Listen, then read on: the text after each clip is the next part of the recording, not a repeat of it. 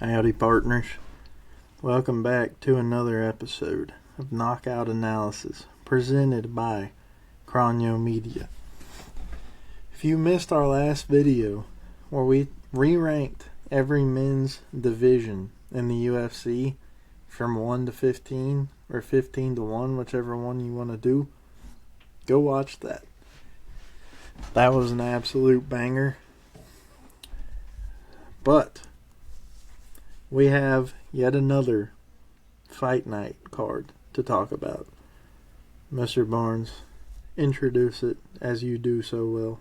UFC Vegas 107, there's only going to be one of them. We got Blanchfield and Barber, who is the main event. Who wouldn't be excited about that? But for real, Gamrot and Klein should be the main event of this fight. I think it has the most stakes. I think the winner of this fight could be in a title eliminator type scenario, depending on how the division shakes out here over the next few weeks. We got some entertaining fights, and we got some executions also here on this card, so it could be entertaining. You never know, especially after UFC 106 Beyond delivered and entertained the 20 people that watched it. Facts. For those of you who have yet to catch on, I am your host, Cron. This is your co-host, Whit Barnes.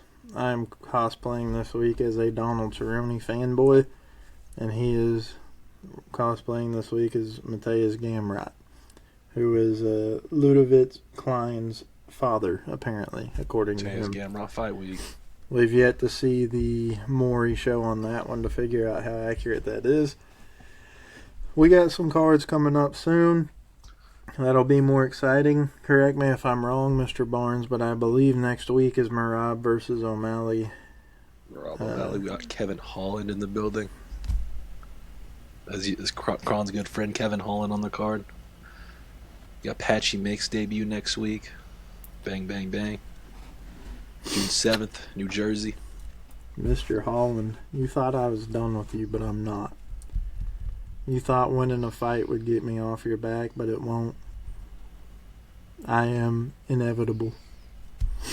Stop before. That being said, let us move straight in to this absolute banger of a card.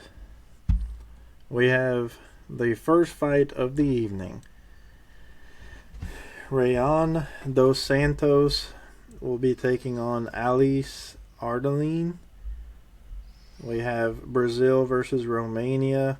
14-8 record for Dos Santos. 9-7 for Ardaline. We have an absolute mid-off in our very presence. 285 favorite is Dos Santos. Both of the women coming off of their last fight as a loss. Both of women are 0-2 in the UFC. Something's got to give here. If they go to a draw, if I'm Dana White, I cut both of them after the fight. But I'm not him. I got a lot less money than he does. I don't even want to talk about this fight very long. I'm going to just go with the line, and I'm going to say Dos Santos wins this fight by a split decision. I mean, Ray and Dos Santos, Ardaline. Ray and Dos Santos at least fought in Invicta, which is a respectable women's organization. But 9-7, that's a very suspect record to say the least. She had 3 straight losses on the regional scene, even though one of them was to Zhang Weili. I looked at some of their stats in their fights to see if one of them had a wrestling fight, which they held somebody down and pulled out a win, or since none of them win, if they had one where they had a bunch of control time. Ardaline did, but Dos Santos defended 8 takedowns in one of her previous fights, and she has had 2 split decisions.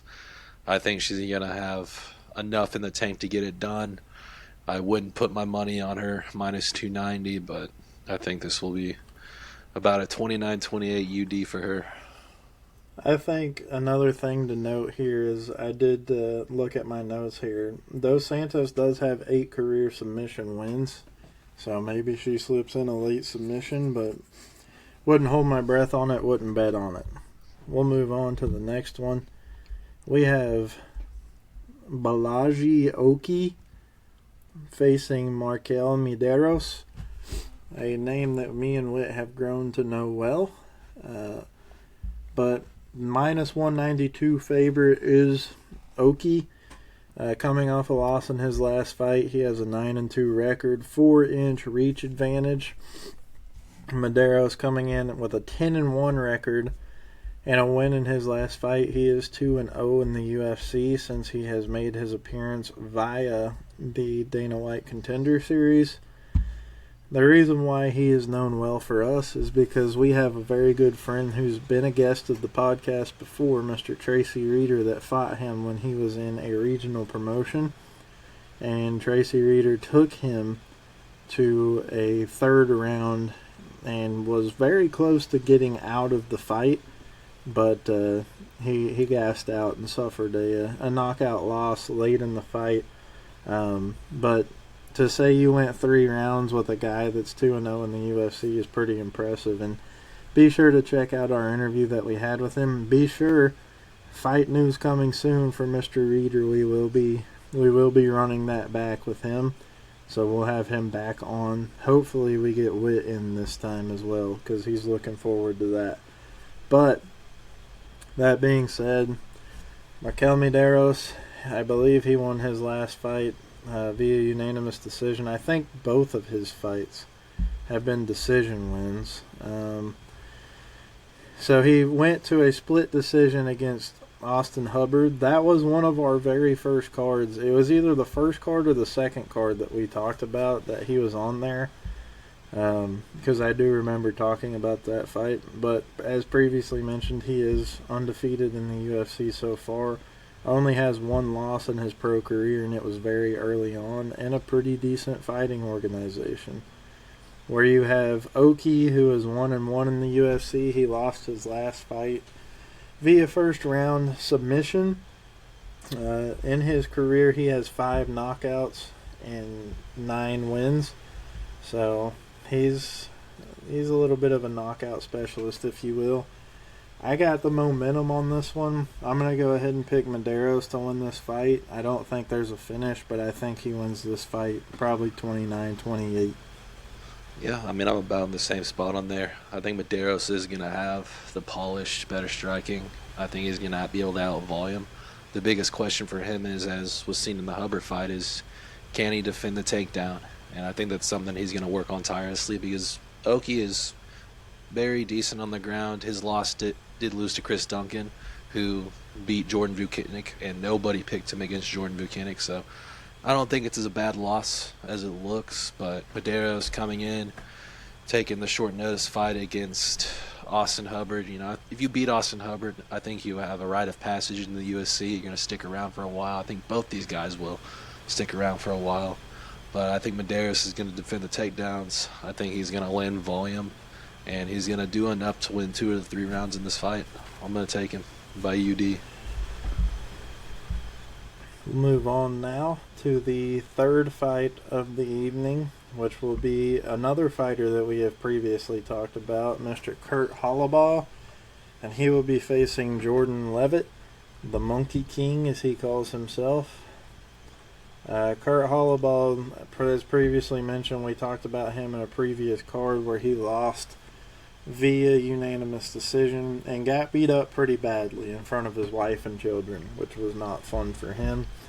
He is 1-2 in his last 3 fights. He's facing Jordan Levitt. In this fight, he comes in with a 2-inch height advantage, but he's lacking in reach. He gives up an inch in reach. Both these guys coming off losses in their last fights. The Monkey King has not fought since 2023, so a pretty big layoff. And his last fight was a loss to Chase the Gooner Hooper via first round submission, and then he hasn't fought since then. I'm not sure if that's due to injury or if he's just been taking a mental health. I don't know. Either way, I think he comes into this. I think he's far too rusty, and I think Kurt Hollabaugh gets back on track and wins this fight. And I think he finishes him. I think he does a round 2 TKO.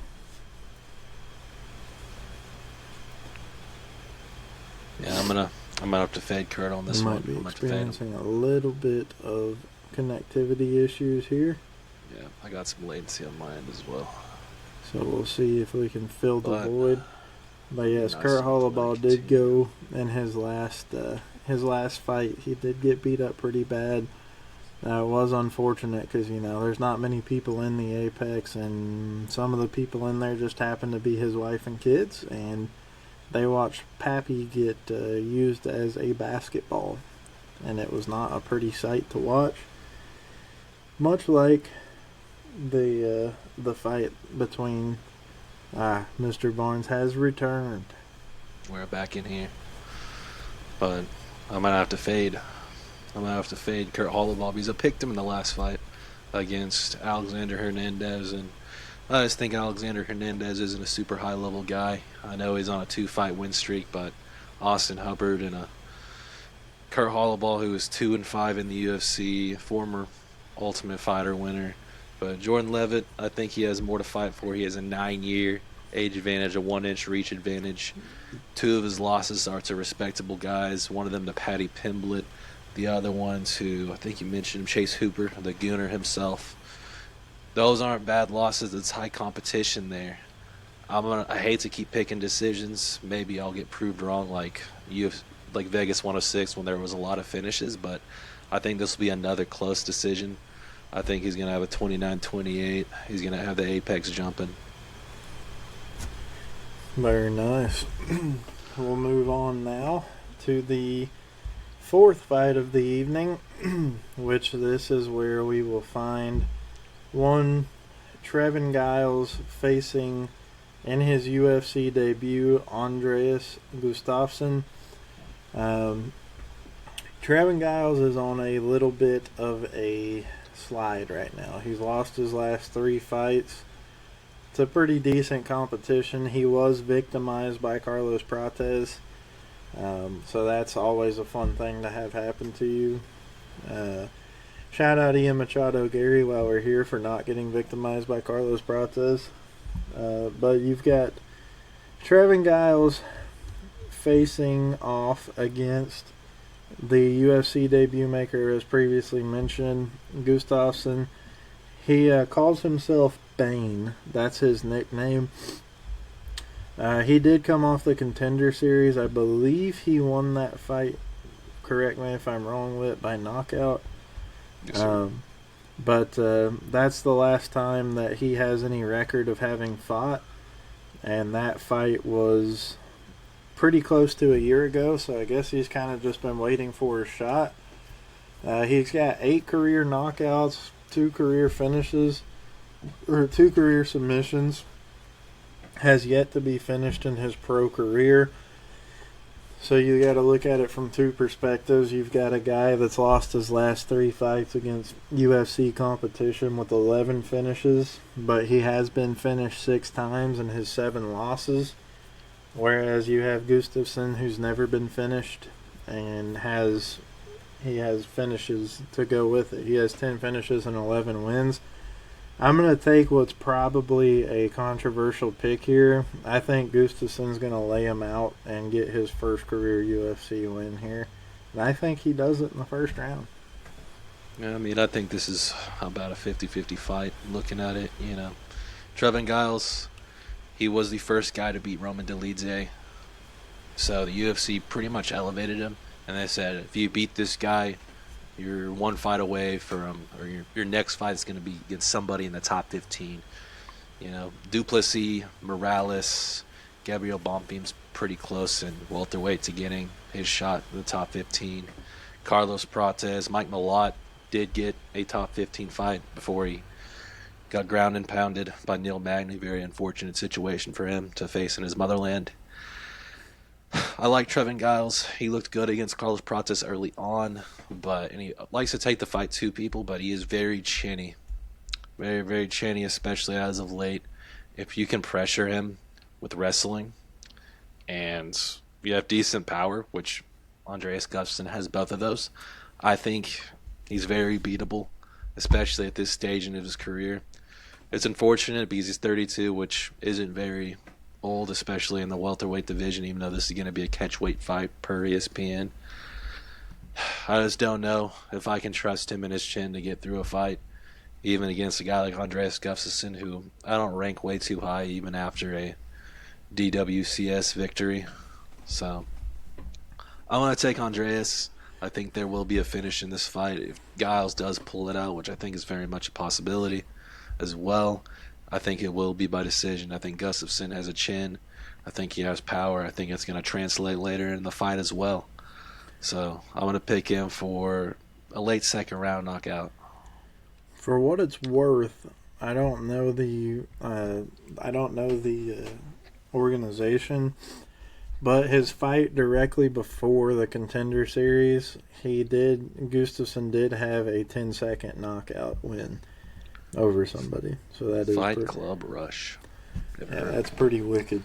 I'll have to Google that after this. That's impressive. But now we will go to what is on paper an even fight. I believe this would be Ketlin Vieira against Macy Chasen. And this one, like I said, they've got a split minus 110 for both of them. We've got Ketlin coming off of her last fight is a loss. She stands at 5'8" with a 68-inch reach, where Macy stands at 5'11" with a 72-inch reach and a 3-inch leg reach. She's coming off of a win in her last fight. Vieira calls herself phenomenal. Sounds like something Dora would say. Last fight came as a unanimous decision loss to Kayla Harrison, who will be fighting for a championship next week, if I do remember correctly. And then she lost. So she lost to Raquel Pennington. Then she defeated a woman's fighter that I'm not even going to attempt to say the name of. And then lost to Harrison. So she's 1-2 in her last 3.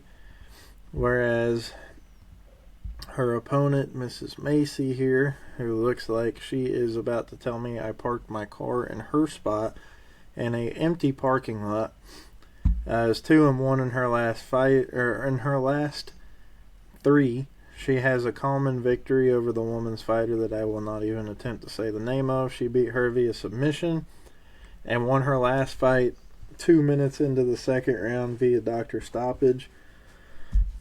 This is a tough one. It's a 50-50 fight. I've never watched either of these two fight, but if I have to go just off of what I'm seeing on paper here, I think that Macy's going to win this fight, and I think she slips out a late second round submission. Yeah, I've only watched one of them fight, I believe, to my memory. It was at 307, Vieira versus Harrison. Harrison absolutely clobber-fucked her. It was not a close fight by any source of imagination. And that's my last memory of either of these. Pereira and Prohaska, I think I watched Chason face Bueno Silva. She hasn't faced the level of competition. Raquel Pennington was the previous title holder at bantamweight, but Vieira also faced her and lost and did not get finished. I think it's respectable that she's faced that high-level competition to her last 3 fights, the title challenger and the former title holder. I don't think this fight's a title eliminator because what's her face, man? Amanda Nunes. She is returning to the octagon to face the winner of the bantamweight title on June 7th at UFC 316. It's a pick-em fight for a reason. Wouldn't be putting my money here by any source of imagination. Vieira is not really a fight finisher at the UFC level. I think that Chason's more of a finisher, so I think she could have a chance to finish this fight, but based off the competition Vieira's faced, I think this is going to be a breath of fresh air for her. I think she's going to be able to pull out a 29-28 split, but as the odds suggest, I don't really have much of an advantage based off what I've seen from either of these ladies. Yeah, so like Whit said, he mentioned the title or eliminator thing. For anyone that's curious why he might have mentioned that, I failed to mention that Ketlin is number 3 and Chason's number 5 in the bantamweight rankings. That being said, we will now move on to the next fight, which will consist of Brazilian on Brazilian violence. We have Jafel Filho versus Alan Nascimento. A favorite is Nascimento, a 155 favorite. He is 20-6 in his pro MMA career, where his opponent is 16-3. Both men coming off a win in their last fight. Pretty even when it comes to measurables. Starting with Philho, I'm not sure, I haven't heard anyone say it, but he either calls himself Pastor or Pastor. He has 15 finishes and 16 wins, so that's a pretty good finishing rate when it comes to your pro MMA career. 8 of those finishes have been in the first round.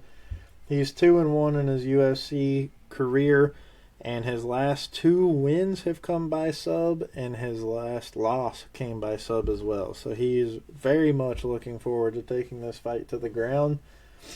Where his opponent in his 20 wins has 16 finishes.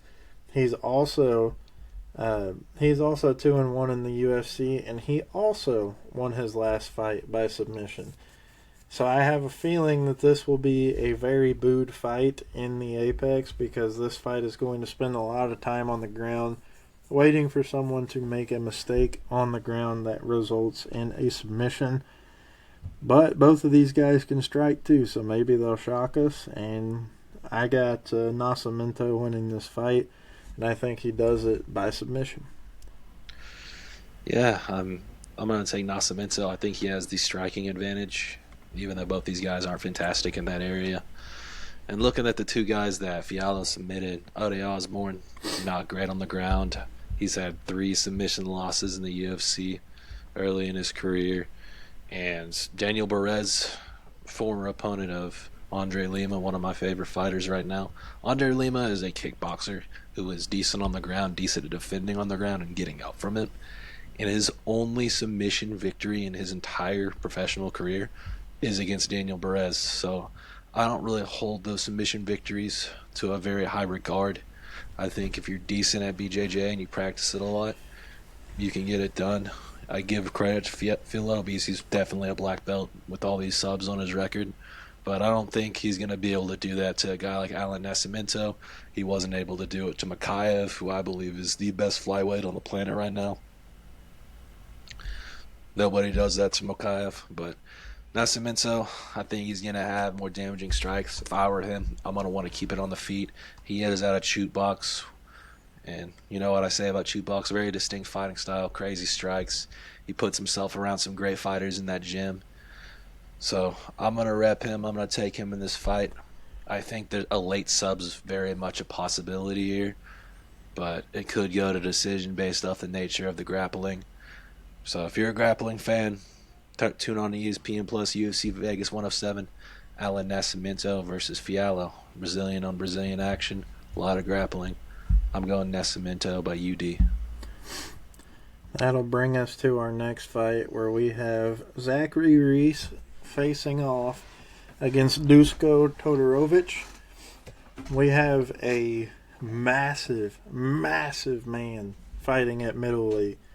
6'4", 185 is Zachary Reese with his 8-2 record, where Todorovic stands at 6'1", and he has got a 3-inch reach disadvantage and a 4-inch leg reach disadvantage. 12-5 record for Todorovic out of Montenegro, whereas Zachary Reese is a good old-fashioned daughter-dating American.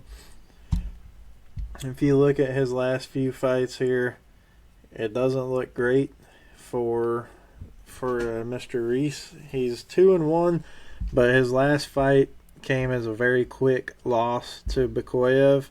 But that's not a bad loss based off of what we have been seeing from Mr. Ironman himself. So not too much stock to look at when it comes to Zachary Reese.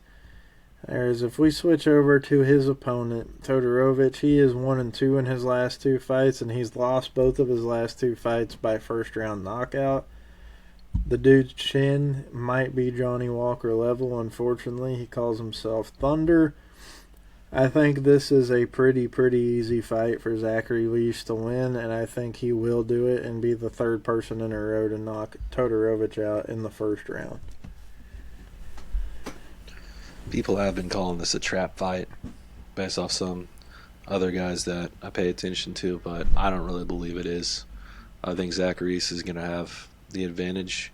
He is a little bit reckless, which has put him into some bad positions, but I think one of his losses is sort of a Mickey Mouse loss, you could say.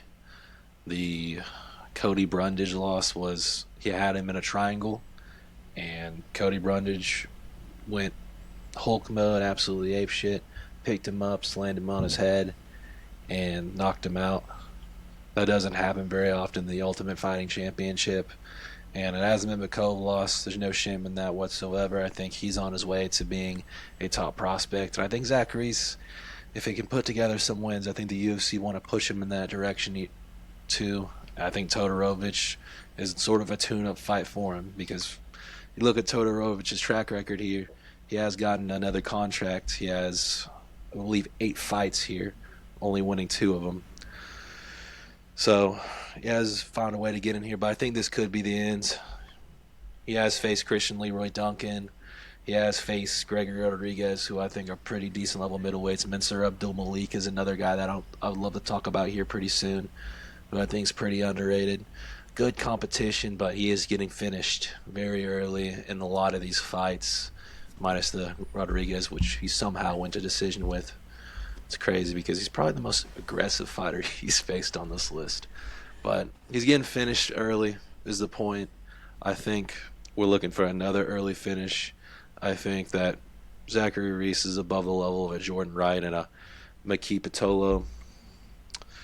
Look for some early fireworks. I think that Dusko Todorovic is in for a fatality upon his head top. My lights here have decided to change color. The lights are changing colors. Anyways, on to the next fight. Unfortunately, I have to skip this one. We were looking forward to Oban Elliott Fight Week, but we'll get to that at a later date. So we will now move on to a light heavyweight bout featuring Dustin Jacoby versus Bruno the Fraudulent Lopes. So, 20-9-1 record for Dustin Jacoby, facing off against Bruno Lopes with a 14-1 record. Both guys coming off a win in their last fight. 6-3 stands Jacoby, 6-2 stands Lopes. Reach advantage both ways for Jacoby. This fight is going to be an interesting one because Mr. Lopes has a certain type of fighting style that's not always the most popular. But I'm going to tell you why Jacoby's going to win this fight, and it's for one very, very simple reason. You ready? He lost to the greatest light heavyweight fighter of all time, Dominique Reyes. He lost to the greatest heavyweight fighter of all time, Dominique Reyes. The guy that beat John Jones, but they didn't give it to him. So that's all I need to see. Dustin Jacoby wins this fight. I keep it short and sweet on this one because I know a feller that's going to have a lot to say about this one. Man, Bruno Lopes, he is one of those cage-hugging frauds. He's on my cage-hugging fraud list. I watched the fight against Magomed Gadji here, January 11th at the beginning of this year. And I like Magomed Gadji. He's a very acrobatic fighter, throws good kicks in space. He did get taken down 5 times in that fight, which I know people are going to bring up, but he got up very quickly, and Bruno Lopes did nothing with those takedowns. And when he got up, Bruno Lopes was pushing this guy against the cage. He got split up 2 or 3 times, and he was not the better fighter in space at all in that fight. Not a better fighter on the feet.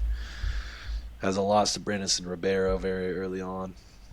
I respect that he finishes his fights early on the regional scene, but based off what I saw in his first UFC fight, I'm choking a little bit here. Based off his first fight, I don't think that he's going to be able to do that in the Ultimate Fighting Championship.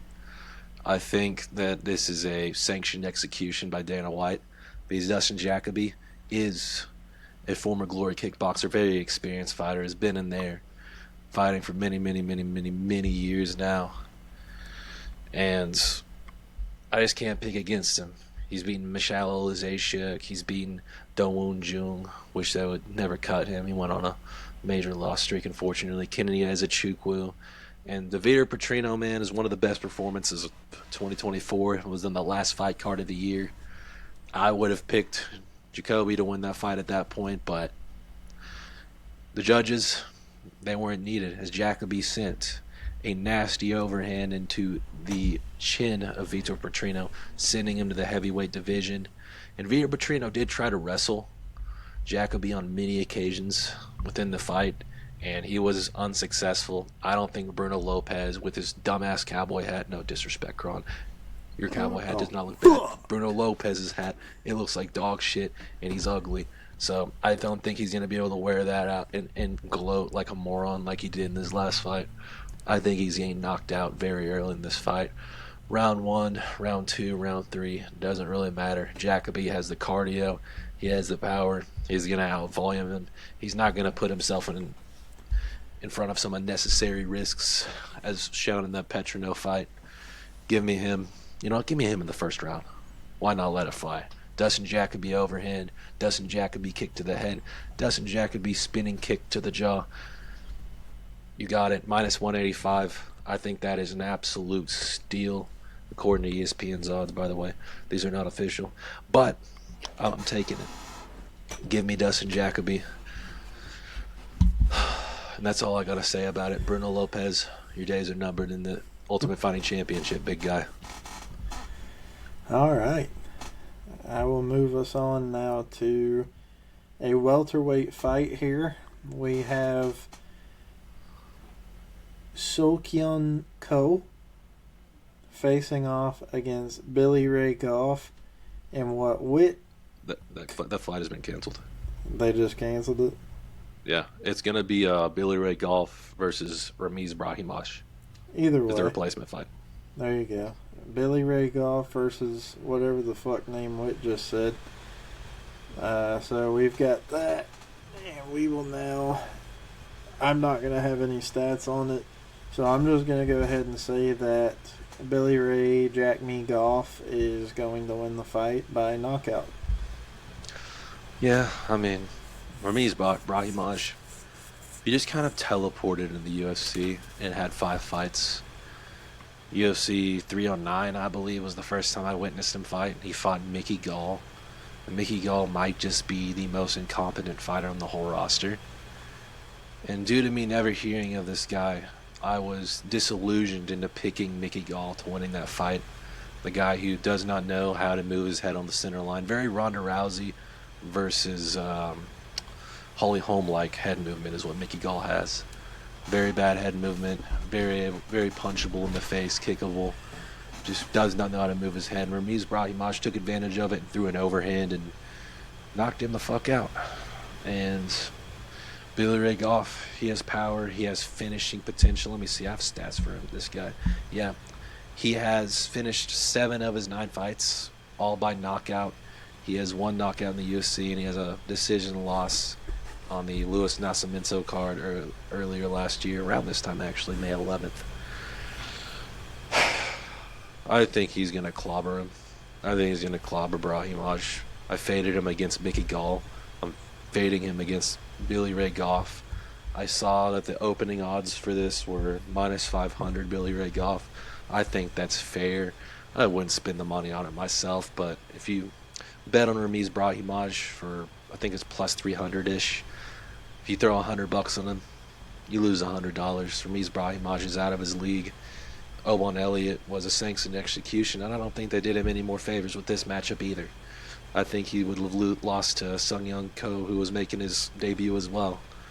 I don't think he's very good, and I think he's going to try to wrestle in this fight, or he's going to be completely disillusioned that he's a knockout artist by finishing Mickey Gall, which if he is, then he is going to be going to the nearest Vegas hospital, which I hope doesn't happen to him, but I don't see it ending any other way. I got Billy Ray Goff by first round knockout. Alrighty. Well, I'll move us straight into the next fight. We have 7th ranked Matthias Gamrot fighting unranked Ludovic Klein. The Slovakian fighter himself is a 150 underdog to Gamrot. Gamrot comes off of a loss in his last fight. Klein coming off of a win in his last fight. 3-inch height advantage for Gamrot. He's lacking 2 inches in height and giving up 2 inches in leg reach as well. Mateus Gamrot, last loss coming to a split decision by Hooker, and I think you said it was Australia. His previous 2 fights before that, he won one by knockout and one by unanimous decision. So 2-1 in his last 3. Where Ludovic Klein comes in. Comes in at.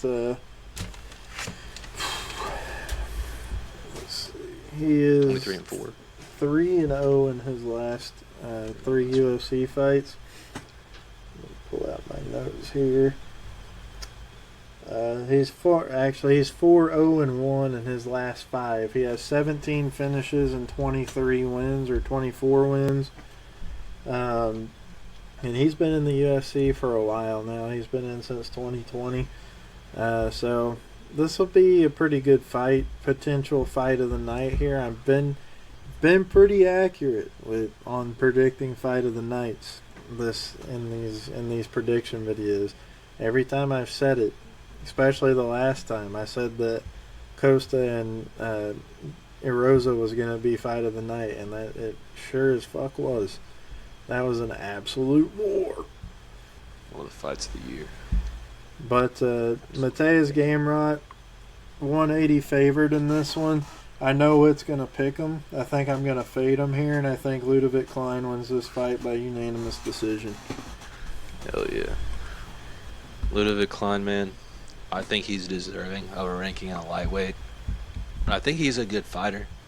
Good striker, 5'7", a little bit small based off his height and his reach for this division, but he doesn't let him get in the way. Ignacio Bahamondes, who's absolutely massive for lightweight. I think he's like 6'2". Yeah, he's 6'3". He's huge. He was able to get a decision victory. Not much of a fight finisher in the UFC. AJ Cunningham and Shane Young aren't super high-level finishes, but he has found a way to get a lot of wins here, especially over his last few fights. He won 6 out of his last 7, one of them being a draw. It wasn't a loss, at least. So, pretty impressive resume. I wish he was fighting a guy like Benoit Saint Denis, because I think he absolutely destroys BSD, if I'm being honest. But this is a huge spot for him here against Mateus Gamrot. American top team, the gamer, southpaw striker out here, 34 years old. Is one of the few guys to beat Arman Tsarukyan. Thought it was a little controversial, but Mateus Gamrot's a good fighter, man. And he's beating RDA, knocked out Fiziev.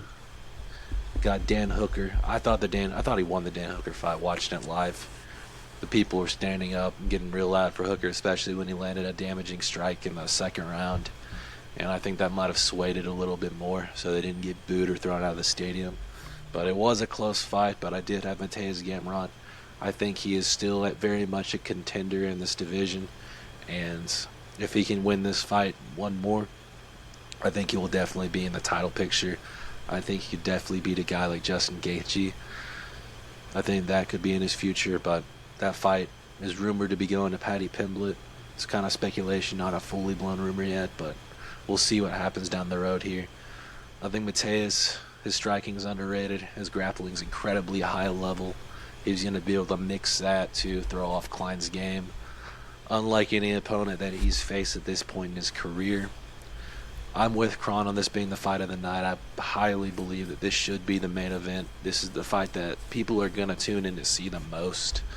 But I'm going to take Mateus Gamrot by a very convincing decision, 30-27. I'm surprised they didn't at least make it is it a 5-round fight or is it only 3? No, that's crazy. I figured they'd at least made it a 5-round. But I don't know. You mentioned something earlier about cowboy hats. And we may now have more heated matches on UFC 5 tonight than we did before. But that being said, if you're not a fan of cowboy hats like this, like Mr. Barnes is apparently not, We need to get you on CowboyRevolution.com, where you can get hats that are just snapback hats that you can call cowboy hats because it's from CowboyRevolution.com. Check them out.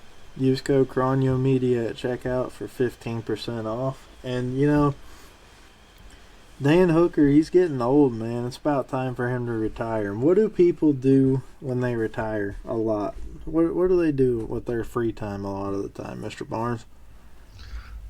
They go on long walks and go fishing. Nope. What they do is they golf, whether they're good at it or not. Golf. Check out our friends over at shankitgolf.com. Shankit Golf. This is a hat that I got from them. Pretty reasonable price. Very good quality. Use code CronyoMedia at checkout. 15% off. Cronyo Media. That being said, we will now move on to the pinnacle. The unfortunate pinnacle of the event.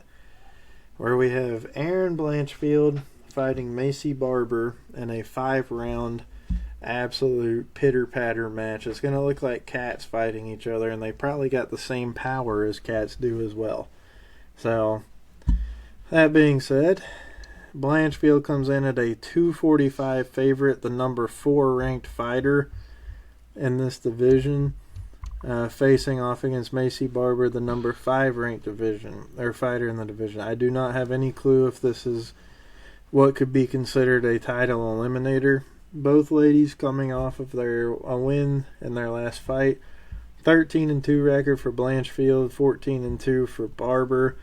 I believe Aaron Cold-Blooded Blanchfield's last win came against G.I. Jane herself, Rose Namajunas. And yes, that would be correct. She beat her in a unanimous decision. Her only loss and her last 3 came to Manon Farrow, who just fought for a title and didn't really have that bad of a fight. But you got her facing off now against Macy Barber. Again, we might have to go by default here and figure out this was a close fight, so we might have to figure out which one of them is better looking and then pick the opposite of that, because that seems to be how we gauge UFC fights anymore. She is 3-0 in her last 5. You know what? Let's take a gander at this. We gotta look real close. Oh my God. I'd rather date Brock Lesnar's daughter than either of these, but I guess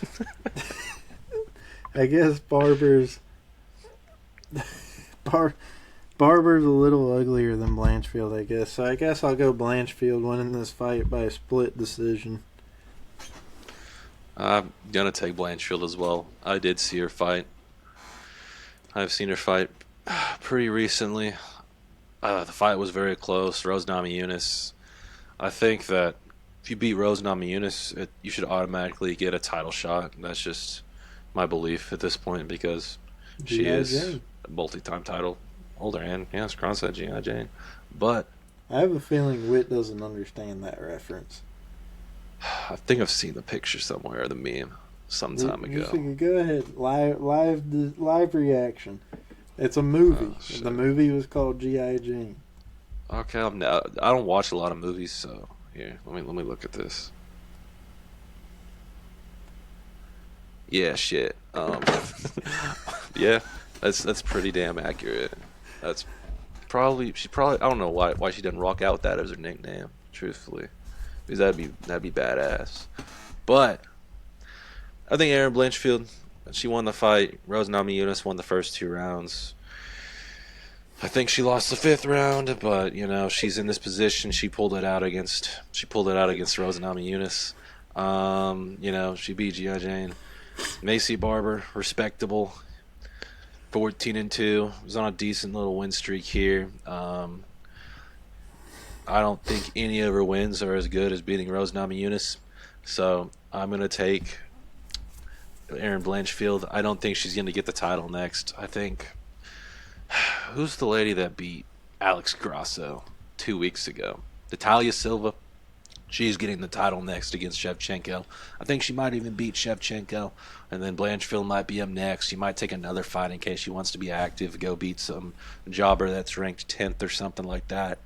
So I don't see this as a high-stake fight or a title eliminator, so I don't understand why it's headlining over Mateusz Gamrot and Ludovic Klein. But give me Erin Blanchfield by 48-47, and we'll go home after that. Do also keep in mind that Blanchfield she submitted Jessica Andrade, or however the hell you say it, who is a submission Nobody specialist. does that to Jessica Andrade. Who does that to Jessica Andrade? Her fucking traps, have you ever seen them? Jesus, Murphy in a handbasket. You know what she has a lot of? Energy. You know how you can get a lot of energy? By visiting www.dubby.gg and using code CRONYOMedia at checkout for 10% off of your first purchase. That being said, we have reached the conclusion of UFC Vegas 107, Fight Night at the Apex. As Whit says, The Apex. There's only one of them. There's only one UFC Vegas 107, baby. Only one. But now we can talk about some other things real quick. Our good friend, Mr. Reader, another fight coming up with him, so we'll have him back up on the pod soon, talking about his next venture. We had a lot of fight reshuffling. STD Balafo, or Bellato, or whatever the hell his name is. Rodolfo, STD Rodolfo, and Paul Craig has been moved to Atlanta. Our friend Oban has been moved to Atlanta. Atlanta's going to be a stacked up card. So, worse. I mean, Paul Craig gets to fight in front of an actual audience for the first time in a couple of years, I think. His last one was Bo Nickel.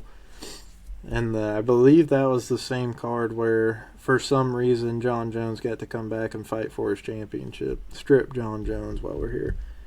Dude's an absolute fraudulent bozo and a bum, and I hope he hears me, and I hope he comes after me, and I hope he assaults and batteries me so I can sue him for everything that he's worth, including all of his UFC belts, and then I'll give them all to Tom Aspinall because he's rightfully deserving of them, and then I'll give one of them to Alexander Volkov because Volkov is wasting the prime last years of his career because he can't fight because he wants to fight Aspinall for the championship again, but he can't do that because John Jones is a pussy bitch and he won't fight Tom Aspinall, and Dana White just allows it to happen, but yet he made Islam Makhachev vacate his title to go fight JDM when he wanted to be a double champion, but he let Conor McGregor do it, and no one knows why he made him do that. And now Ilia Topuria is mad because he wanted to fight Islam, but Islam doesn't want to fight Ilia Topuria, and Bilal Muhammad's still a fraudulent bitch. To make matters worse, the Volkanovski versus Pantera rematch is all but confirmed. Yair Rodriguez and Volkanovski. I've never seen so many people genuinely mad about a rematch. I think it's the worst fight they've made this year, and it's not even close. O'Malley and Dvalishvili, a lot of people didn't like that rematch was made, but it was understandable because there's not a lot of fights to be made at bantamweight. But dude, this if it's confirmed and the UFC announces it, I will be dropping a DEFCON 9 video on here and a full rant about it because it's the most undeserved DEI title shot of all time. This guy has won one out of his last 3 fights. He got subbed by Brian Ortega, who tore something in his knee jumping in the cage pre-fight. He lost to Volk. He got dominated in that fight. Won the first 2 rounds. Was on his way to potentially winning the 3rd round. I'll give him a little bit of credit. Then he got knocked the fuck out. And now he beat Patricio. Shout out Patricio Pitbull. It's all love. But he doesn't deserve a title shot based off that. He should not be headlining a card in Mexico just because he's Mexican. I guarantee you the people of Mexico would much rather see Volkanovski face Evloev. And I hate Movsar Evloev. There is motives for what I'm saying here, him getting a title shot, because I know Volk can beat him. Volk is one of the 5 best wrestlers in the Ultimate Fighting Championship. He's beating Movsar. The UFC obviously does not like Movsar. Have Volk beat him, while he still has some good fights left. And let's forget about him. Let's send him down the damn road. Because now we're risking Yair Rodriguez getting a fluke knockout over Volkanovski. And everybody's going to be pissed about it. The whole world's going to be mad. The last couple title fights I've seen happen at Noche, which I believe is what that one would be, have ended badly for the champion. So hopefully that streak does not continue for Volkanovski, the people's champion. Knocking on wood. But I would hope that John Jones quits being a bitch and fights Aspinall or just officially announces his retirement so we can get on with the fucking top 5 of our heavyweight division. We need heavyweight Stop being a bitch, John. Aspinall would fight 3 times a year. You fat We'd have fuck. We'd have better fights, even though Aspinall's just probably going to beat the shit out of everybody. You can't. First of all, oh hell no. Let it fly. Let it fly. No. Now I'm pissed off. John Jones comes back after crack, domestic violence, or whatever the fuck it was this time. His many felonious actions that he's done over the course of his career that Dana's just brushed under the rug. But he comes back and he gets to fight a fat old. Who the fuck even was it? Was it Stipe? He came back. Cyril Gane. No, that was Tom. That was Aspinall. Aspinall hasn't fought Cyril Gane. He beat Cyril Gane. He came back in 2023 because he was gone for 3 years. Who was it that John Jones just knocked out and then did? Oh, he beat Stipe. Yeah, exactly. He beat Stipe last year. Yeah. He got to come back and fight Stipe, a fat old Stipe. Any level of John Jones beats Stipe. He's already done it. He beat him. He backwards kicked him in the fucking gut. That's what happens. Tom Aspinall's been out here defending the interim belt twice. He defended it twice. And you come back and you let Stipe Miocic fight John Jones for the actual title when Tom Aspinall was ready to fight.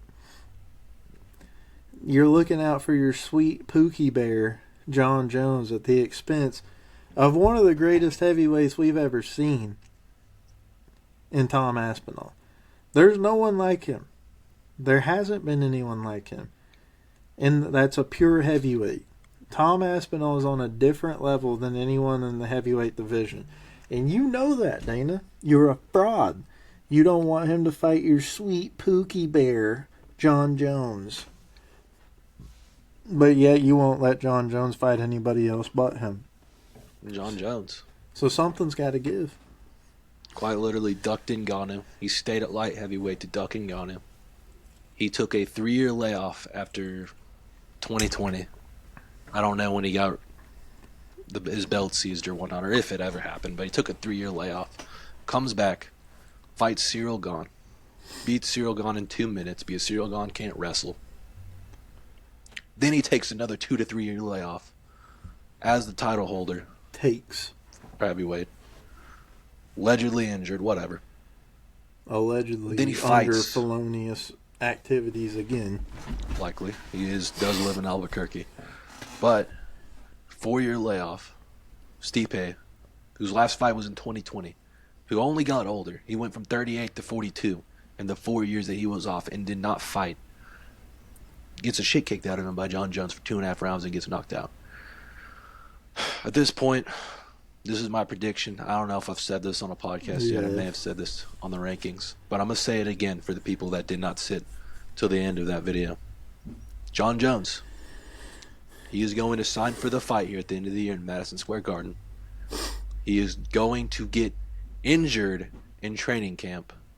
And he's going to try to push this saga off even further. John Jones is not going to sign to fight anywhere else but Madison Square Garden. He's not going to sign to fight anywhere else. And he's going to make this drag on for as long as he possibly can. Because he's trying to get in the head of Tom Aspinall. And he's trying to make sure he's rusty. And he's out of focus for when he fights him. This is a mental game for him. Because John Jones, at this point in his career, he's scared to lose. He's scared to lose. We got to get on with this or else we're going to sit here and talk all day about John Jones. And I don't want to do that because I want to be in a good mood. So what we're going to do is we're going to present a question. Myself and Mr. Barnes, we play a lot of UFC and 2K. That's pretty much all we play. So I haven't really brought this up to him yet, but I'll bring it up to everybody. If you do watch and you do stay till the end to hear this question, be sure to leave it in the comments and let us know if you would like us to attempt to start streaming when we play. So just let us know. Other than that, we've reached the end of UFC 107 Vegas predictions. We appreciate you guys for listening. Be sure to like, comment, and subscribe. Check us out on YouTube. Share it with all your friends. And Whit's got a globe above his left shoulder because we are worldwide. Shout out to all of our people that have downloaded these episodes from other countries outside of the United States. And in the United States, shout out California because that seems to be our top download state.